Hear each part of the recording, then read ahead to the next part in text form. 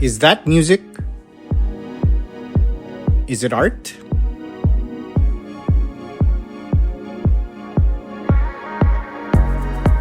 Is it music now? Is it something you could do yourself? Or is it something that a musician does?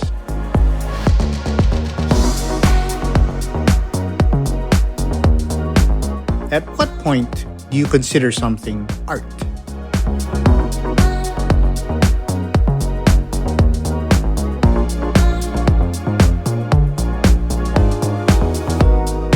I'm Carljoe Javier, PumaPodcast.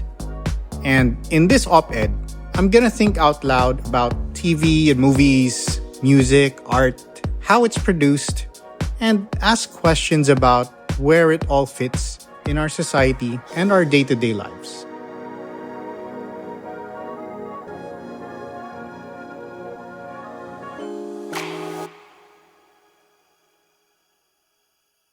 So a few weeks ago, Senator Jinggoy Estrada made a generally silly proposal that we should try to ban Korean movies and TV shows because Filipinos preferred them over locally produced stuff. He walked it back, almost immediately because I don't think anyone would allow the government to take away our access to K-culture.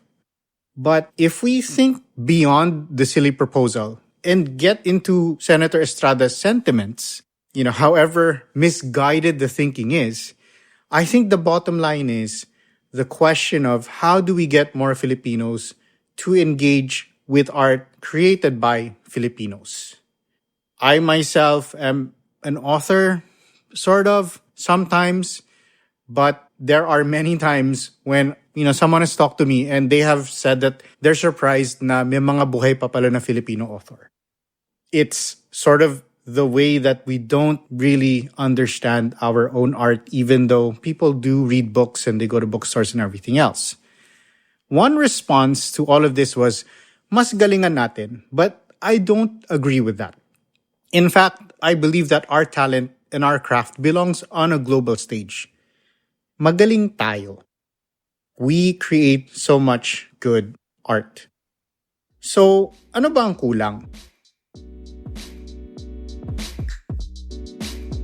Often, the answer is maybe we need a bigger audience. Filipinos need a bigger stage. And I suppose the next logical thought there is, if may kulang, then we have to invest. But what does investment really mean when it comes to the arts?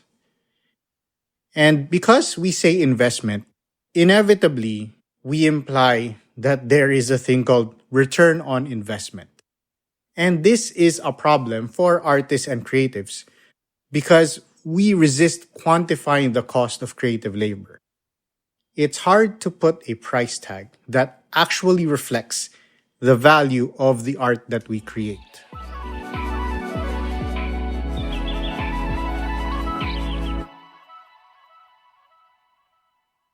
Do it for the art, they say. But often, that also actually really means do it for the love, which is to say, do it for free. The value of creative artistic work is priceless. And if you're an arts major like me, you wind up thinking that money is icky and it compromises your artistic integrity.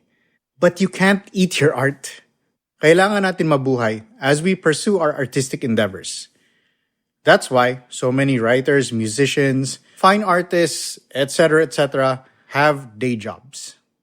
So some might say, maybe the government can support our arts.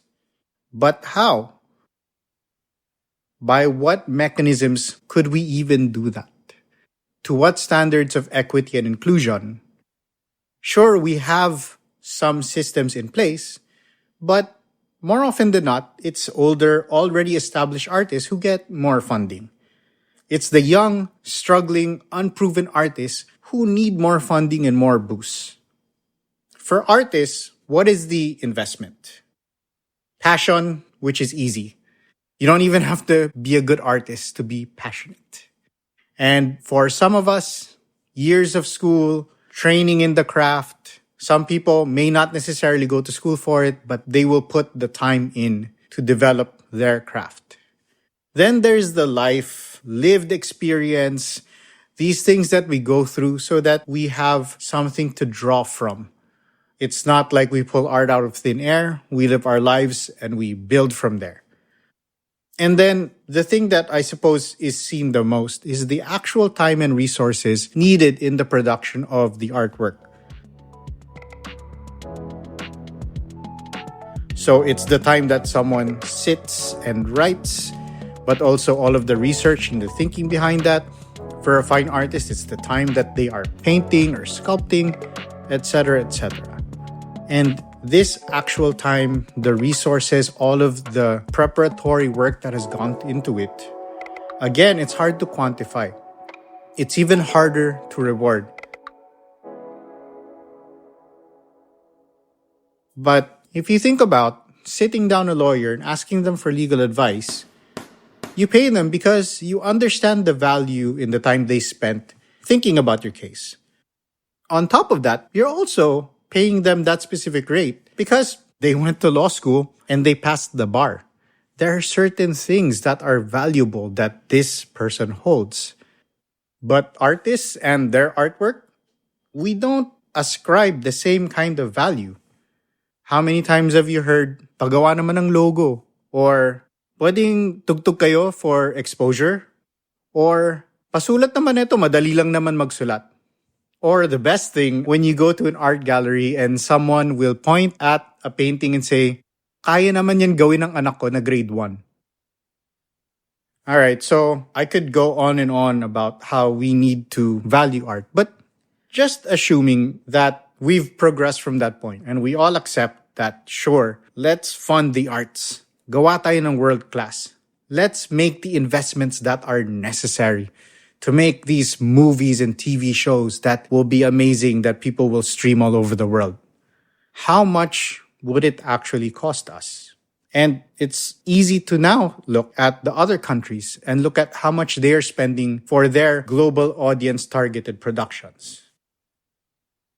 So let's start with our numbers. Locally, films and TV shows can be funded for anywhere around 15 million to 100 million pesos. That's just a ballpark figure, and obviously it can go up and down, but let's play around with that number. It's a huge range, but if that's our starting point, then this would equal about $250,000 to $2 million. That sounds like a lot of money. Because it is. And there aren't many local production companies that could fund that much. But now, let's look at what a global hit costs. Everyone watched Squid Game, and so that's a pretty good barometer.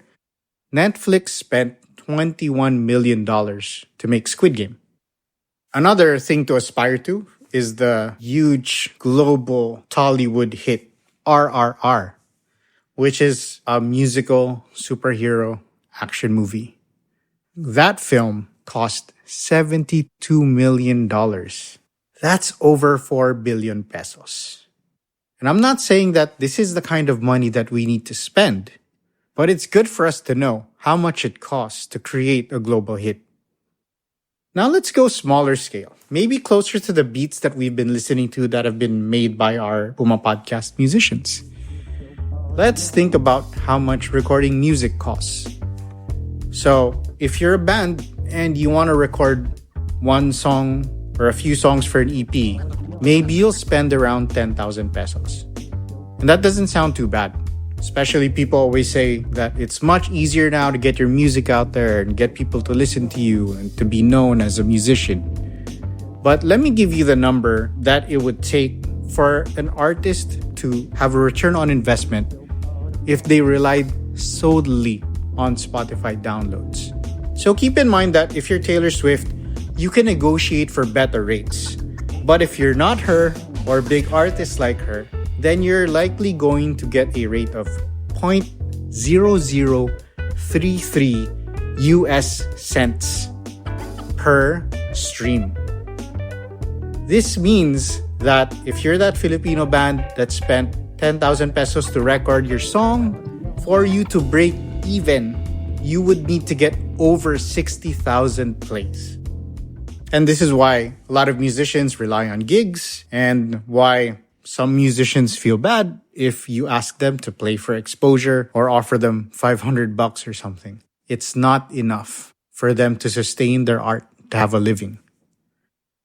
Now we've looked at some of these broad numbers, and I could go on with the different arts, but let's move to a bigger thought, which is, again, we're looking at where we can find funding.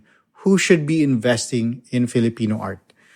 Might be the indies putting out their own albums, might be some film production companies, but inevitably, because we look to our country and therefore to our government as being responsible for advancing our arts as a nation, let's ask how much they're spending. The current proposed budget for the National Commission for Culture and the Arts is 25.1 million pesos. That's the National Commission, 25 million pesos. And it's 356 million pesos proposed budget for the Cultural Center of the Philippines. So in total, it's less than 400 million for these national institutions that run our arts programs.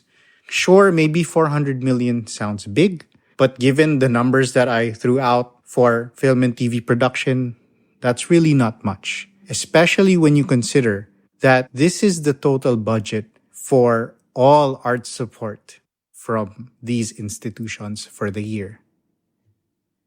Now, just for reference, and maybe to think about our government's priorities, I direct you to another budget item. This year, in the same budget proposal for 2023, it's 10 billion pesos for the NTF-LCAC. So, 400 million pesos for our arts doesn't look very big when the NTF-LCAC gets 10 billion.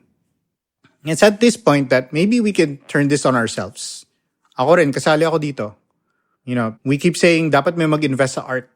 Dapat gobyerno, dapat yung mga production company willing to make the investments para meron tayong world-class stuff. But then we have to ask ourselves, how much would we be willing to pay for it if it did get made?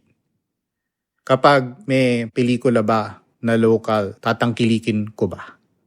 Maybe. Would I choose it over a Marvel movie? Well, maybe. So, kayo rin, would you be willing to pay for this local stuff? And if you were given a chance, would you just get it for free? Those are just some thoughts. They're a small part of a larger picture. I could go on for hours talking about the value of art, or thinking about how we can appreciate artists more, or how we need to invest. And I could probably come up with weird recommendations. I probably wouldn't recommend that we try to ban art from other countries. These are just those starting point bits for a conversation I would love for us all to have. And I do hope that you get in touch with us here at Puma Podcast and continue thinking about these things with us. Again, I'm Carljoe Javier. This episode was edited by Presh Capistrano with tremendous editorial support and guidance from Kat Ventura. Follow Teka Teka and Puma Podcast wherever you listen to podcasts. At para sa mga mahilig manood sa YouTube, Puma Podcast na rin kami doon. Thanks for listening.